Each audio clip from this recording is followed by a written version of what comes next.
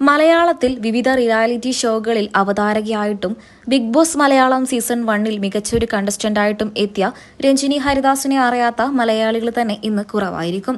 താരം സോഷ്യൽ മീഡിയയിലും സജീവ സാന്നിധ്യം തന്നെയാണ്. താരത്തിന്റെ ഇംഗ്ലീഷ് തന്നെയാണ് താരത്തിന്റെ പ്രധാന സവിശേഷതയും. താരത്തിന്റെ വിശേഷങ്ങളെല്ലാം സോഷ്യൽ മീഡിയയിലും വൈറലാണ്. താരം തന്റെ ഓരോ വിശേഷങ്ങളും സോഷ്യൽ മീഡിയയിലൂടെ ആരാധകർക്കായി പങ്കുവെക്കാറുമുണ്ട്.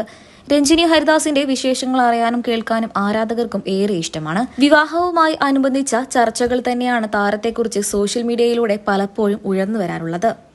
താരത്തിന് 40-ലേറെ വയസ്സായി. ഇനിയും താരം ഒരു വിവാഹം കഴിച്ചിട്ടില്ല. ഇപ്പോഴിതാ അതിനൊക്കെയുള്ള ഒരു മറുപടിയുമായിട്ട് എത്തിയിരിക്കുകയാണ് രഞ്ജിനി ഹരിദാസ്.